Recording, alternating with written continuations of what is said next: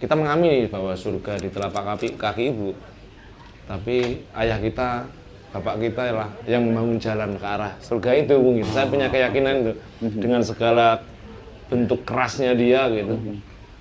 Tapi itu sisi romantisme bapak yang jarang diekspos gitu. Bokap gue meninggal hari Minggu, jreng, itu kan shock ya. Gue harus mandiin jenazahnya bokap gue karena bokap gue dikuburinnya dengan cara Islam padahal dia Buddha, nyokap gue Katolik gitu loh. Jadi gue yang kayak, nih apa nih, gak ada yang nge-briefing gue gitu kan. Jadi pokoknya gue shock banget. Tadi kan dia jalan aja, betul lihat gitu. Kerjanya Dicau lagi apa? nyangkul baca. Padi, gini gimana gitu. Terus ditanya kasihan nggak? Kasihan yang kamu. Daripada kita kan lebih beruntung kita tuh. Makanya kalau makan jangan disisakan.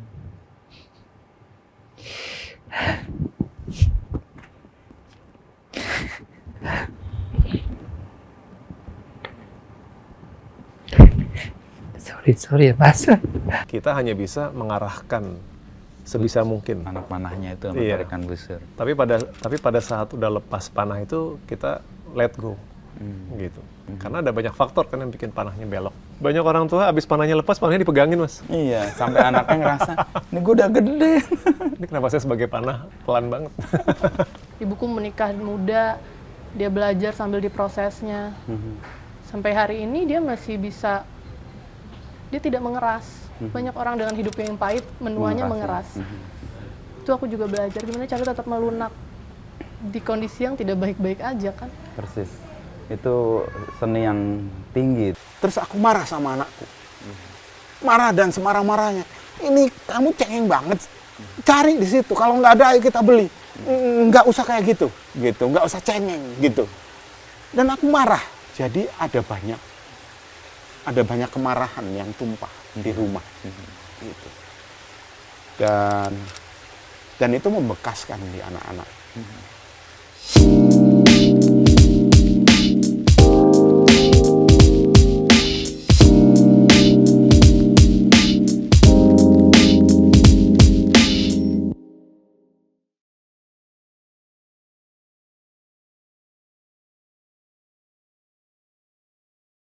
Kesannya di lagu itu tuh kayak aku punya jarak dengan bapakku.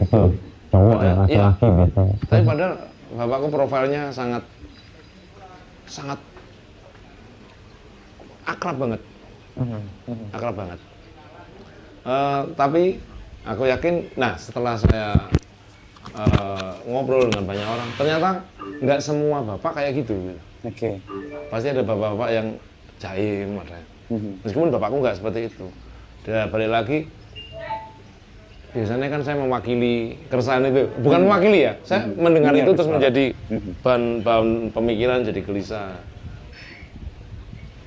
Dan dari banyaknya karya, memang rata-rata bicara ibu.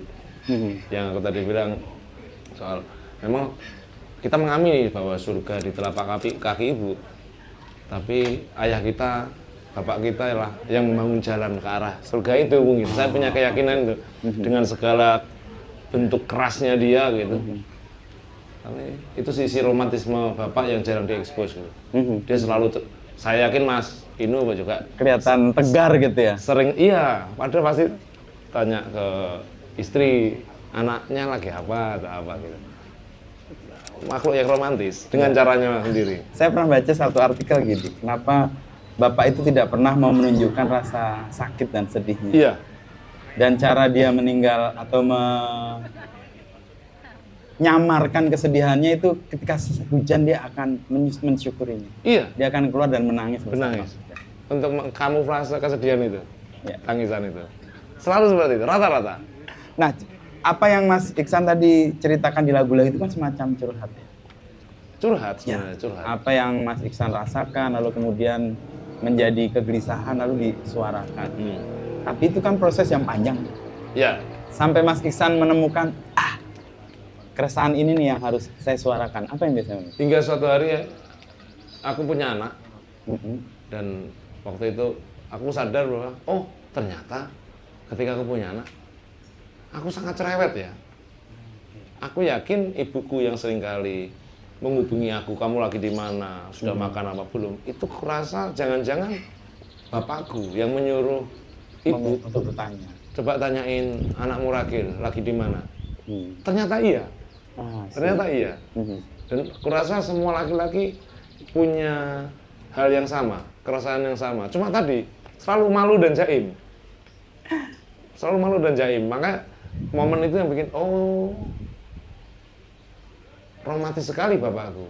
Dan aku yakin semua laki-laki yang dapat julukan bapak, ayah, papa dan sebagainya pasti punya hal yang sama dengan cara yang masing-masing. Dia selalu berdoa kepada anaknya, dia selalu gelisah masa depan anaknya, dia selalu bicara panjang-panjang dan itu jarang terekspos. Persis. Sok keren gitu. Sok tangguh. Sok tangguh. Padahal hatinya hancur sekali. Banyak sekali momen yang kehancuran hati lelaki gara-gara misal pada suatu hari aku nggak bisa ngebeliin anak mainan atau sedang sakit tapi nggak bisa, itu kehancuran yang sangat luar biasa. Dan itu yang saya tangkap, momentum itu saya tangkap.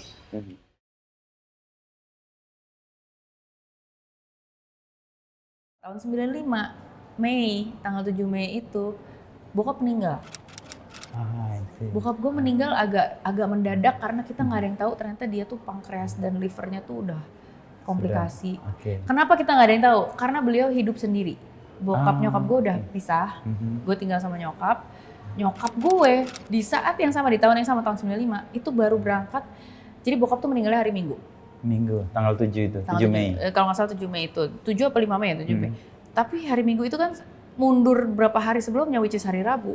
Nyokap gue baru berangkat dari Cengkareng ke Manila S2, beasiswa. Jadi gue lagi ditinggal sama nyokap gue, seorang 13 tahun. Gue tinggal dititipin sama nenek gue.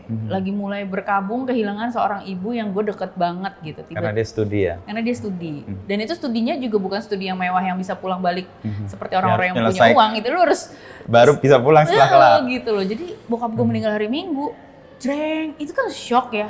Gue harus mandiin jenazahnya bokap gue karena bokap gue dikuburinnya dengan cara Islam padahal dia Buddha, nyokap gue Katolik gitu loh. Jadi gue yang kayak, nih apa nih, nggak ada yang nge-briefing gue gitu kan. Jadi pokoknya gue shock banget. Dan gue baru bisa ngobrolin tuh setelah sekian lama gitu loh. Karena ini gue proses penerimaannya panjang. Terlalu aneh untuk bisa gue proses saat itu. Jadi segala macam harus gue selesaikan alami. sendiri. Dan nyokap gue baru bisa pulang tuh setelah 3 bulan atau 4 bulan setelah bokap gue meninggal.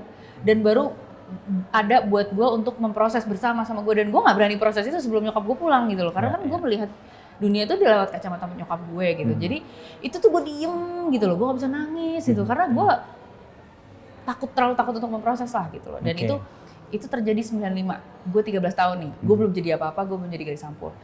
Di situ gue takut banget, dan gue tuh tiba-tiba denger ada tante gue yang dari bokap gue bilang gini, Dian, kamu nih lagi yang a lot of pressure katanya, hidup tuh lagi nggak gampang buat kamu gitu loh. Bapak kamu udah nggak ada, mama kamu lagi nggak ada lagi gitu kan. Jadi ini tuh, tapi kamu harus tahu kalau lagi under pressure tuh ada 2 pilihan. Kalau batu karbon, kamu bisa jadi abu yang hancur, tapi kamu juga bisa jadi berlian. Yang ditempa itu yang ditempa. Karena berlian itu hanya keluar dari batu karbon gitu loh. Tapi dia baru bisa jadi berlian tuh setelah melewati segitu macam tekanan dan suhu tinggi segala macam. Dengan analogi itu kamu bisa memilih kamu mau jadi apa. Hanya jadi 2 pilihannya. Hancur banget atau bagus banget gitu loh. Gue bilang gue nggak bisa sih jadi yang hancur. I cannot afford it gitu loh. Dan gue nggak akan suka sama diri gue sendiri juga kalau gitu. Gampang banget nih ada Metro Mini lewat, gue tinggal bisa gitu. Dan itu pilihan, dan itu terbersih beberapa kali loh, jujur aja saking beratnya gitu loh. Terus yuk gimana caranya sih jadi berlian gitu loh.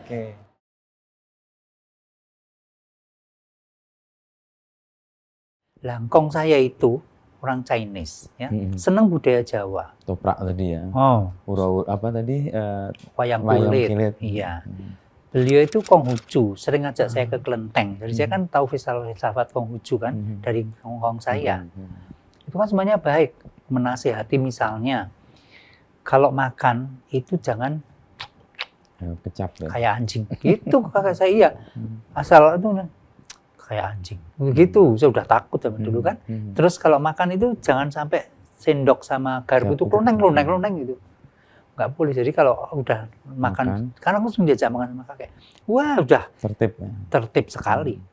Yang namanya mau ngambil makan tuh harus orang tua dulu. Nunggu Jangan ya, pastinya. nunggu, harus tahu. Kalau mau melewati orang lain ya harus maaf, permisi, harus begitu. Ketat banget, tapi memang benar. Kalau makan jangan menyisakan nasi sebutir pun. Itu ungkapan syukur juga ya. Iya, dia bilang kasihan itu Bapak Tani, terus diajak ke sawah.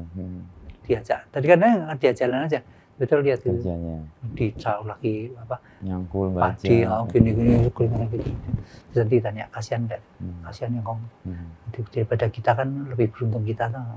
Makanya kalau makan jangan disisakan.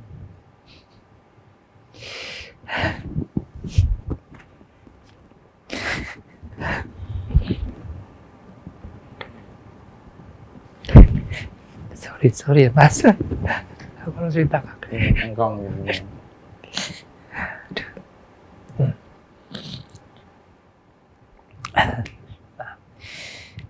Soalnya banyak sekali yang hal saya dapatkan dari kakek saya.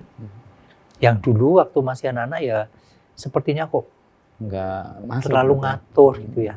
Tapi dalam perjalanan itu membentuk. Makanya kembali tadi konsep bodoh itu kan istilahnya kalau orang dulu dikasih tahu orang tua kan mesti diam aja kan, nggak boleh jawab, didengerin. Itu kan sebenarnya menanam kontrol emosi kan sebenarnya. Terus kita menyimpan dalam memori. Ya. Untuk kemudian kita gunakan pada saat yang tepat. dibutuhkan. Ya. Suatu saat pasti kita akan mengalami. Seperti sekarang pun kadang-kadang kalau ada kejadian saya ingat, makanya dulu ngomong begini gitu. Baru kerasa pesannya sampai. Dan yang ngajari puasa engkong saya.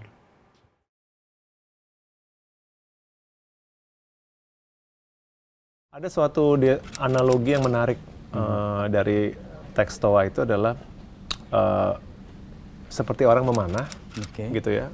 Kita hanya bisa mengarahkan sebisa mungkin anak panahnya itu memberikan busur. Tapi pada saat udah lepas panah itu kita let go, gitu.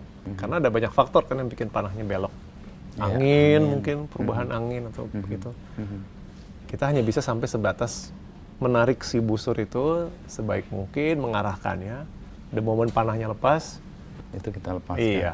Saya jadi ingat momen parenting yang selalu saya ingat, orang tua sebagai busur dan anak sebagai anak panahnya itu. Nah, kita orang tua ya menarik busurnya, mengarahkan anak panahnya. Tapi begitu anak panah itu melepas, ya kita nggak bisa merasa itu bagian dari kita lagi gitu. Udah kita lepas gitu. Masalahnya kayak punya filosofi Stoa di baliknya kayaknya. Iya betul. Banyak orang tua abis panahnya lepas, panahnya dipegangin Mas. Iya, sampai anaknya ngerasa, ini gue udah gede. Ini kenapa saya sebagai panah pelan banget.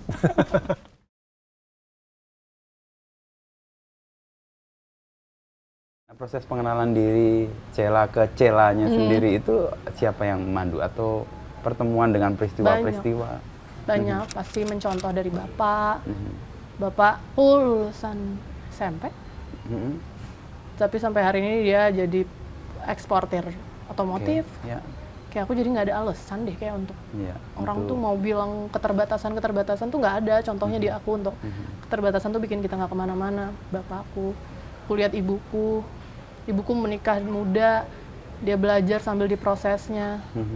Sampai hari ini dia masih bisa, dia tidak mengeras. Banyak orang dengan hidupnya yang pahit, menuanya mengeras. Itu aku juga belajar gimana cara tetap melunak di kondisi yang tidak baik-baik aja kan. Persis. Itu seni yang tinggi itu, karena nggak bisa. Biasanya kita kalau menghadapi sesuatu mengeras. Tapi kita bisa melunak. Reaksinya semuanya jadi serba panasan, serba apa. Kayak gitu kan banyak yang harus dipelajari dan aku masih belajar. Dan itu ya sambil berproses, aku ketemu orang baru, ngobrol banyak hal. Dan akhirnya kayak semakin aku tahu banyak, semakin aku tahu aku nggak tahu apa-apa. Itu kebijaksanaan hidup banget. Tapi di NKCTHI kutipan-kutipan itu tercermin sih. Kelenturan, kelunakan. Itu pura-pura kan, Mas. Jam 2 dini hari kan? Pura-pura. Tanpa alkohol dan narkoba. Menemukan itu. Enggak, itu bercanda teman-teman. Kalau bikin karya meledak harus ya sadar dulu dong. Enggak juga. Ya udah begitu aja titipannya. Tapi ciri hidup memang lunak sih. Sesuatu yang mati kan pasti keras. Orang meninggal kan kaku segala macam. Iya, betul. Semua yang hidup pasti lunak. Jadi kalau kita mau merayakan kehidupan ya merayakan kelenturan dan kelunakan kita kali ya. Iya, nggak mudah. Iya. Nggak tahu setahun ke depan, 5 tahun lagi apa yang dihadapi, tapi at least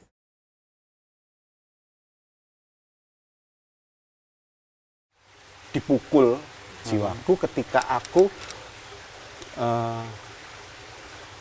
meliput tsunami Aceh Aceh. 2004 Ya, Desember. 2004. Itu aku 6 minggu. Aku nangis, sehingga aku bilang sama istriku, kalau kamu di rumah, aku ajak ngomong deh. Gitu. Karena kalau nggak diajak ngomong, aku nangis. Larut terus di situ. Larut terus. Jadi selama istriku ada, aku diajak ngomong. Kalau istriku ke kantor, aku nangis. Terus kalau anakku pulang sekolah, aku sering marah-marah sama dia. Karena sesuatu hal yang nggak sama-sama persepsiku. Sensitif jadinya sangat. Sensitif. Jadi misalnya gini, aku lama nggak ketemu anak, terus dia belajar, aku nungguin gitu. Karena aku happy lama nggak ketemu, aku nungguin. Gitu. Terus misalnya, ini contoh real, pensilnya jatuh di bawah meja. Terus anakku kan pingin bermanja-manja ya. Pak, pensilku jatuh, Pak, hilang nih, nggak tahu ada di mana. Mungkin dia ingin ngajak aku nyari. Tapi aku nerimanya nggak kayak gitu. Aku nerimanya orang di Aceh itu kehilangan orang tua, kehilangan rumah. Mereka nggak rewel tuh kayak kamu gitu. Kamu kehilangan pensil aja rewel gitu ya.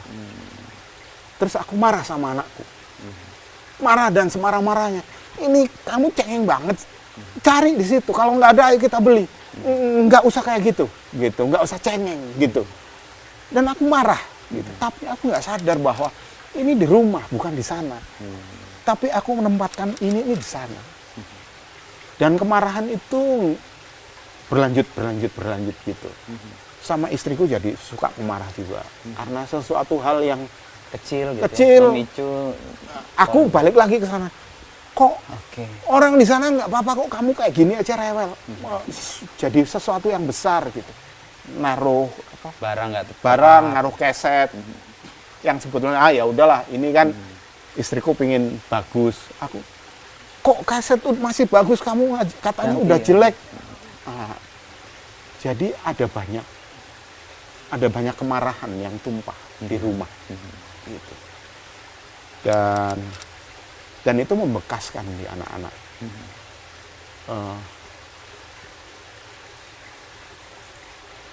Dan ketika aku hampir selesai di Reuters, aku sadar itu sebuah kesalahan ternyata. Jadi, oke, aku harus membawa aku sendiri menjadi cool down. Punya banyak waktu buat anakku, untuk kayak aku menebus kesalahan masa lalu, kayak gitu.